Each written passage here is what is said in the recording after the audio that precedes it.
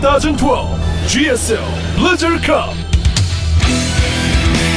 MVP 동래구 히어로 리너 Barking Sniper Light Link Violet Seed.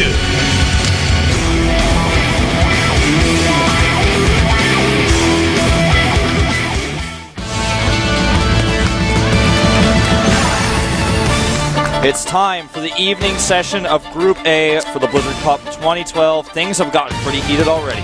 Yeah, indeed they have. We had our first 5 matches already this afternoon, and now we're starting with the evening session. And currently, I guess we'll have the ranking on screen in just a second, but just to go through it once again, we have 2 players with 2 wins, 2 best-of-3 wins. DRG and Leanout are leading the ranks. Both of them already with a +2 map score. At the same time, Harding is taking basically 3rd place or 2nd place if you want so, with 1 win, 1 loss and a +1 map score, whereas we have Hero and MVP at the bottom of the ranking, both of them with only with 0 wins, 2 losses and a -2 map score for my favorite part about this is that actually I think in just a few seconds we're going to see all this up on screen with like all the things already calculated, and you're just like, look at this calendar sheet. This is useful when we don't have that, but by the way, of course, thanks to Blizzard, our sponsor for the Blizzard Cup, as one might imagine. Thank you so much for making a beautiful game. StarCraft 1 was great, StarCraft 2 is pretty good, even Warcraft 3 and Diablo 2 and Diablo 3, they're pretty good games. Even World of Warcraft is quite popular. Lost Vikings. Lost Vikings. Yep. You don't even know what I'm talking about. I actually played that game a few times when I was a kid, but I don't really remember it all that well. You know that for that thing that you just said, I'm gonna leave you hanging when we have the next Up and Down group? Alright. Alright. I guess I deserve it. I guess that we will actually see it on screen in just a few seconds. By the way, go and vote on TeamLiquid.net to see who gets which award for. There's like awards for best series, best player for best improved, or something like that. I have to point something out that I found a little bit awkward. I actually went through all of this and looked at the standings. And I have to say that most of the things I completely agreed with, but one thing struck me as a little bit odd.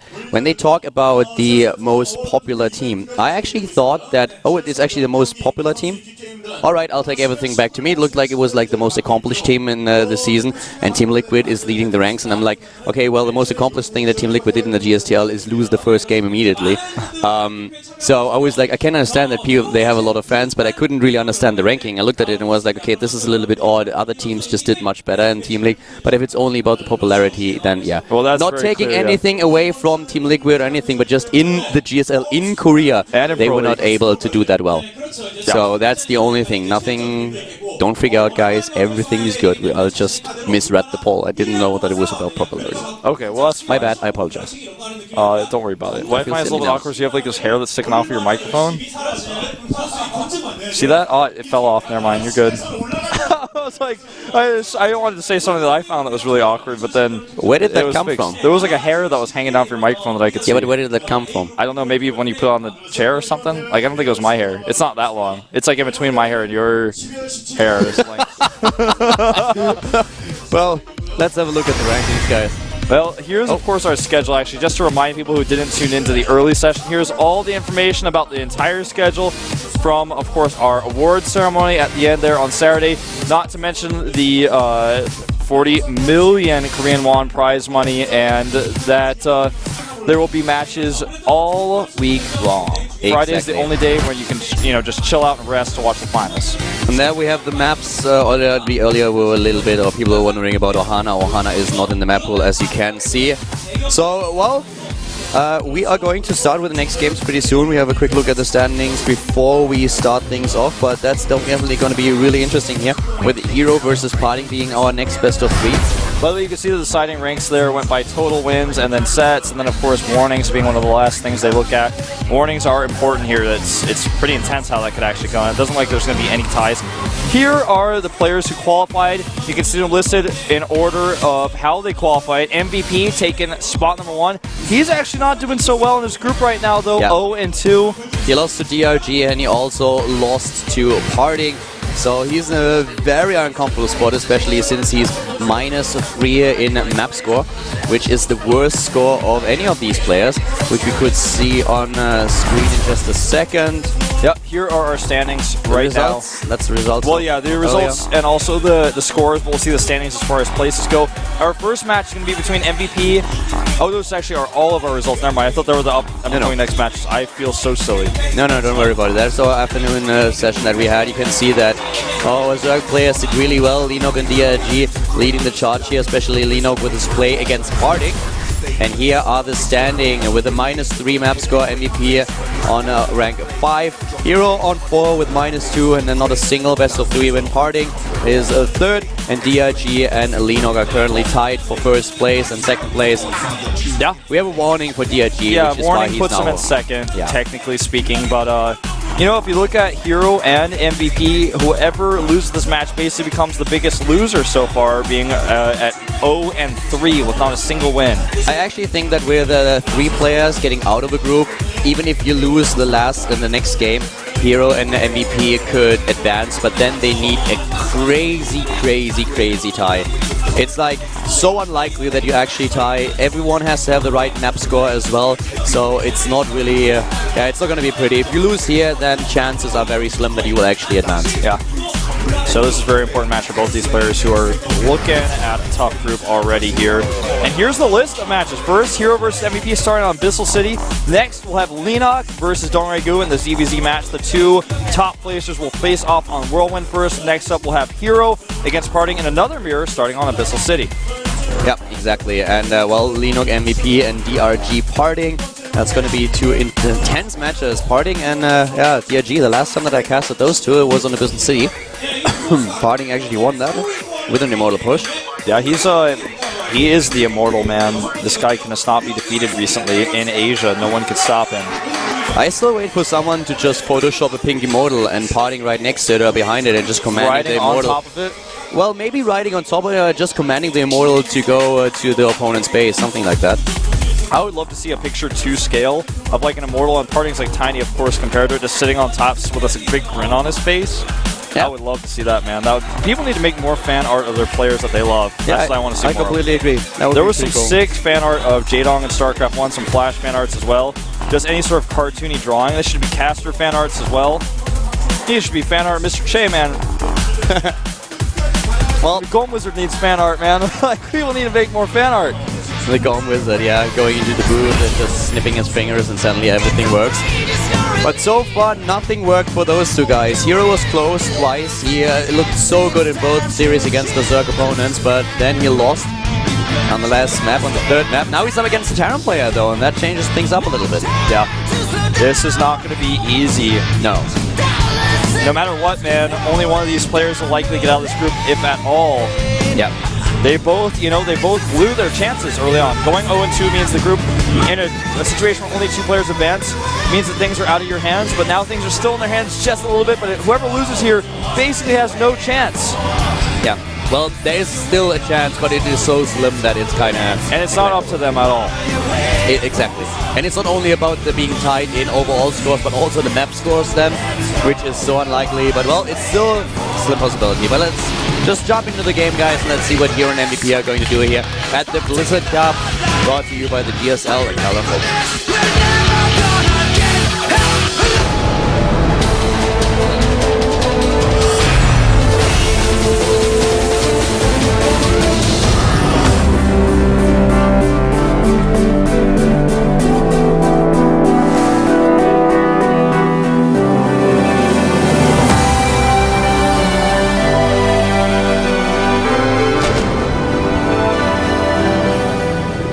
Starting to the left side of Abyssal City at the Blizzard Cup 2012 is our Protoss player for Team Liquid.net. 0-2 in the group so far.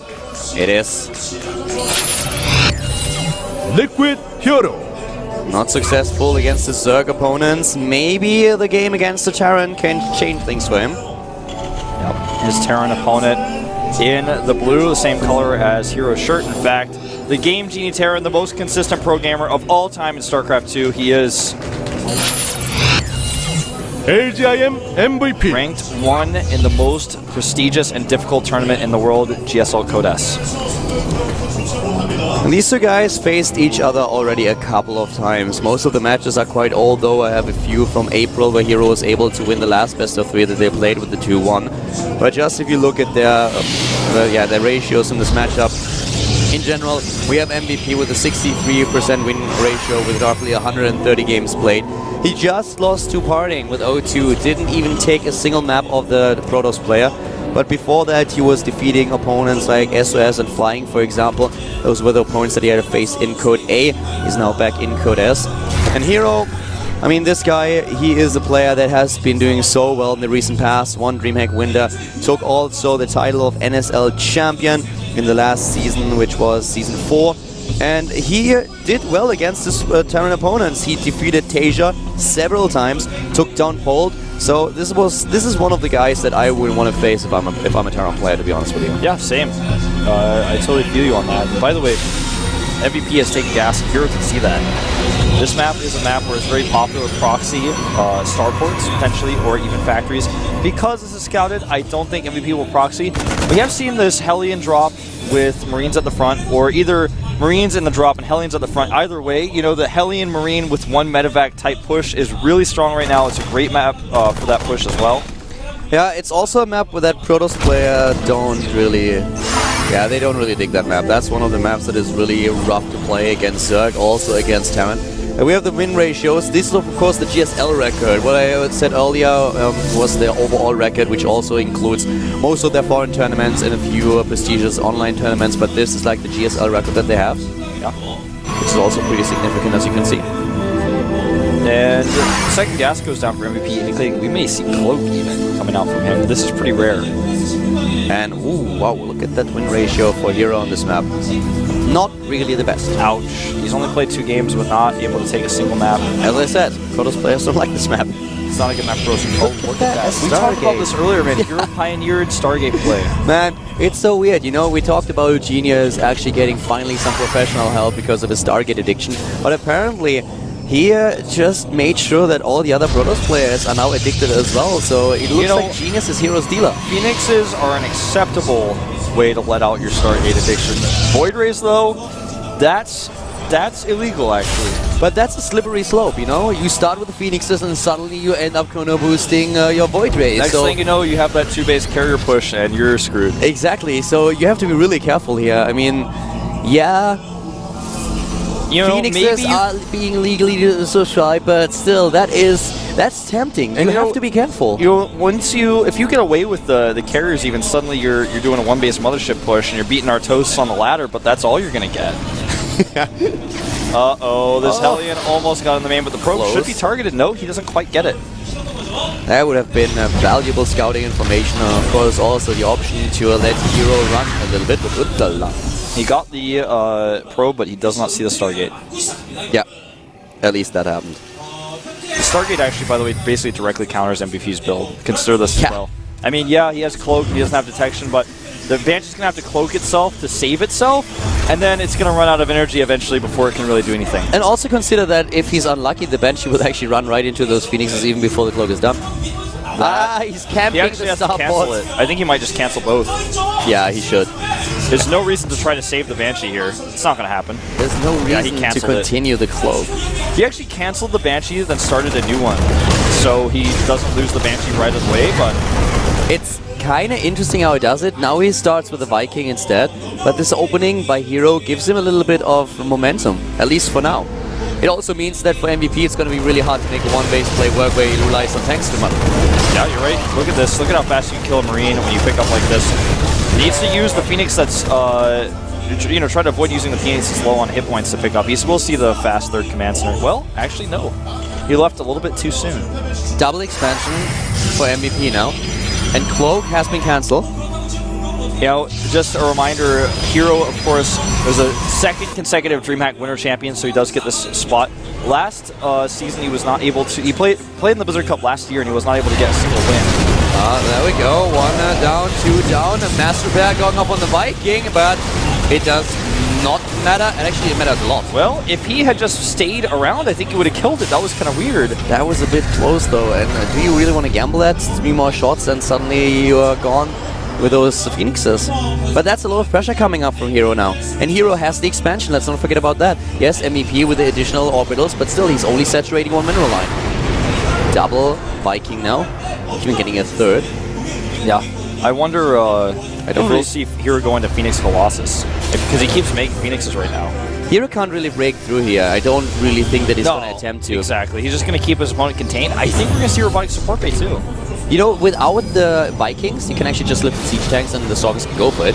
But as it is, Liv would immediately make sure that those Vikings get shots off. He's going to go for it, actually. This is kind of crazy. There are too many Marines, I think. He needs to lift the siege tank again. There is no repair. Finally, there's a little bit of repair. And sorry, Hero, but you won't be able to break through here. Why not just pick up the siege tank? I don't know why he didn't pick that up. That was really weird to me. Did he have the energy? Yeah, he did.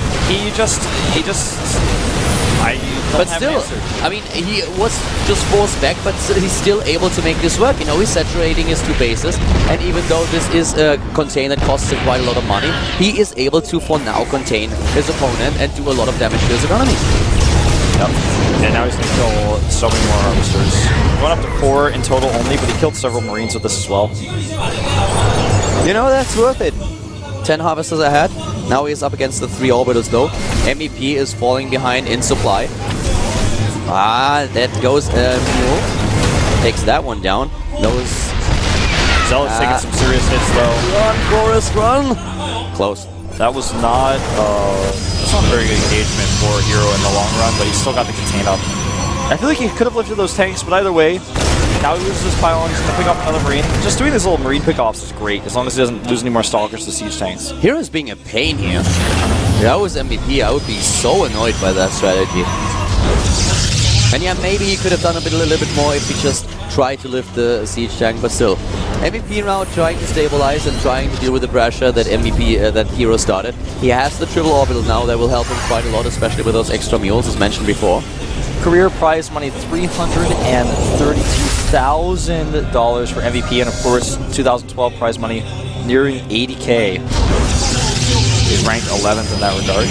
This may be for GSL only. I cannot confirm that. If I had MVP as prize money off the top of my head, people might think I'm obsessed. Here is Hero with 158,574 and over 100K won in 2012. And with that, it's got to be, of course, including non-GSL, because it wouldn't make sense if you made that much otherwise. Yeah, Hero was not that successful in GSL. Yeah. Ready to plunder. Well, that's the vision of MVP. That's what he knows right now. And the one thing that he knows for sure is that he's a little bit behind his opponent. But 3rd base for Hero, and so far MVP hasn't even crossed the middle of the map. Here comes that Observer. He's going to kill it with a scan, if he decides to commit to that scan.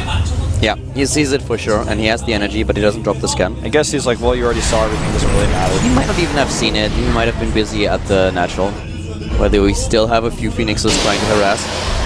Yeah, Storm is coming out here.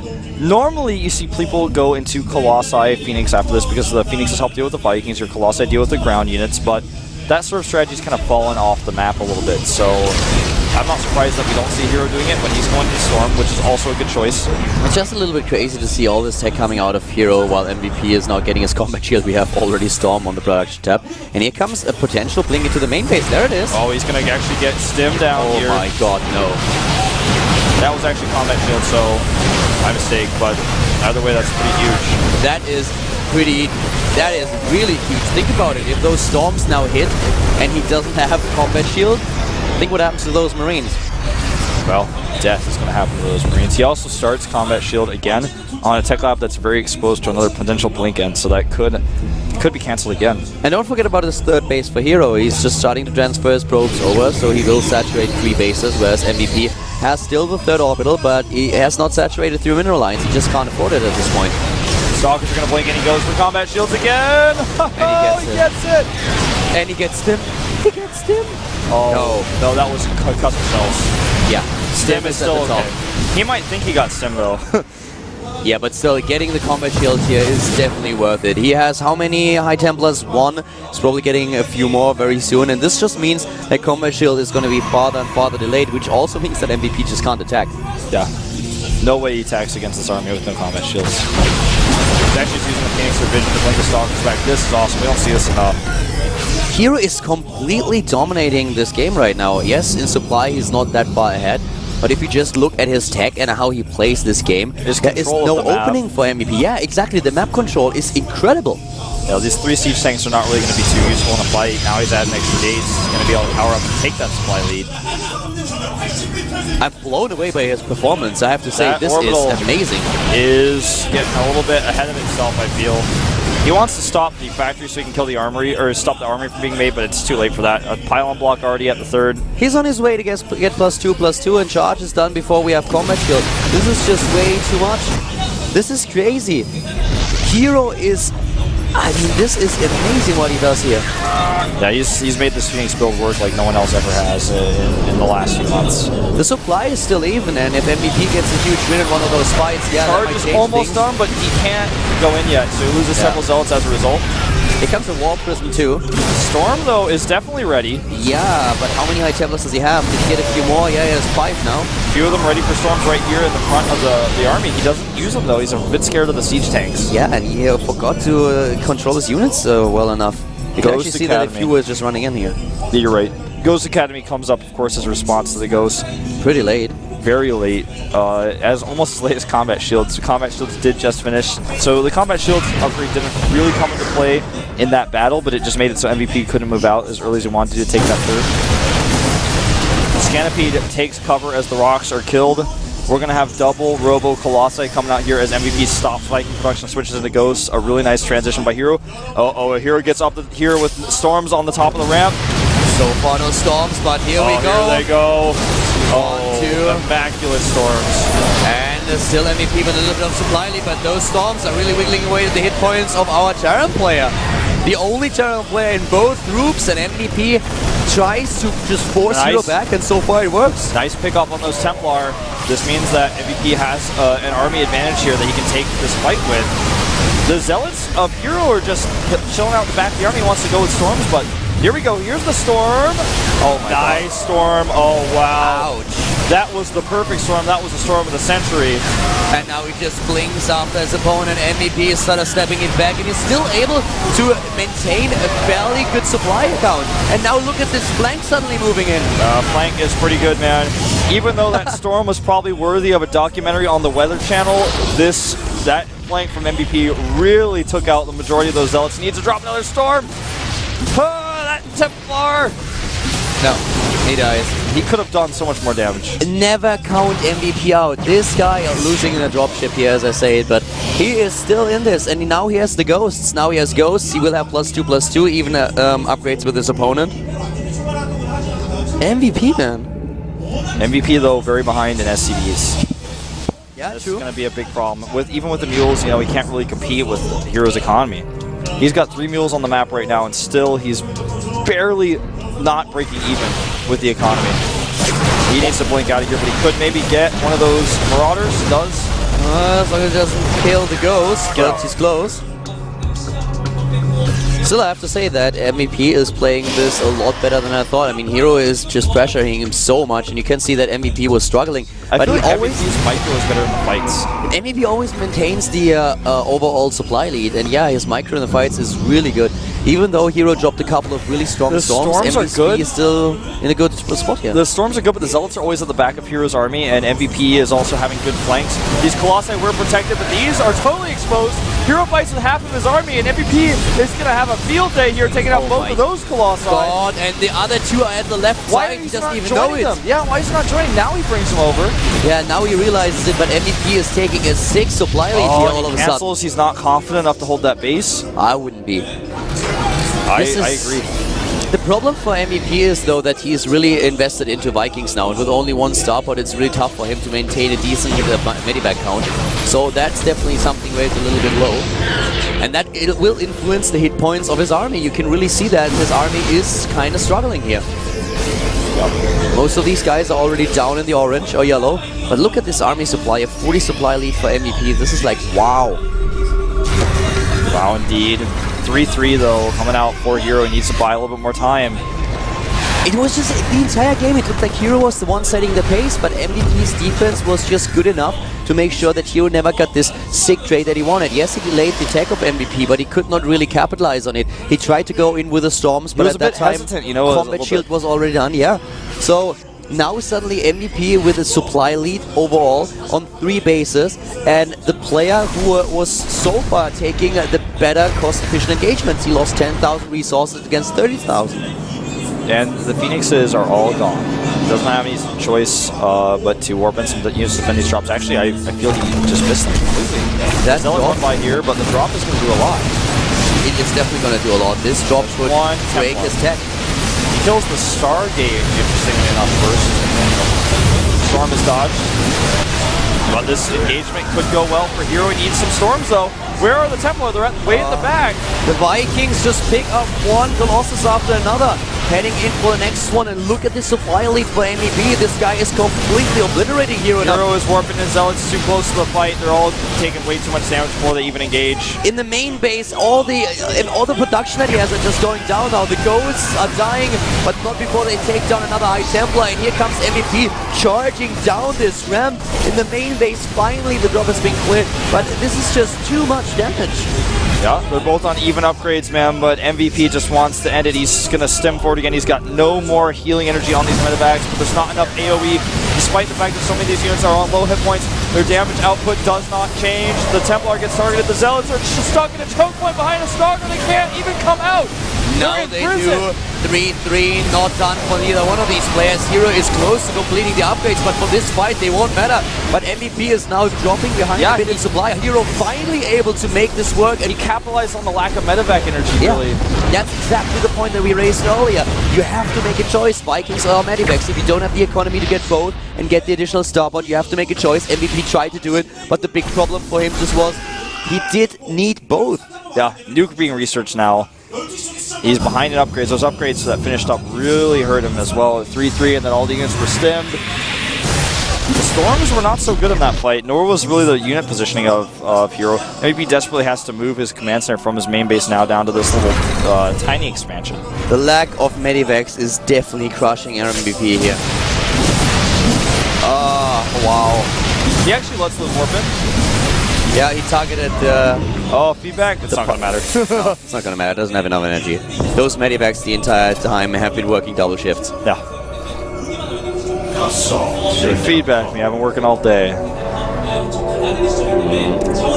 don't want to work anymore. I'd be happy feedback. Now we have the nuke ready, but does that really help? The results were like, alright, listen, whose side are you on, really?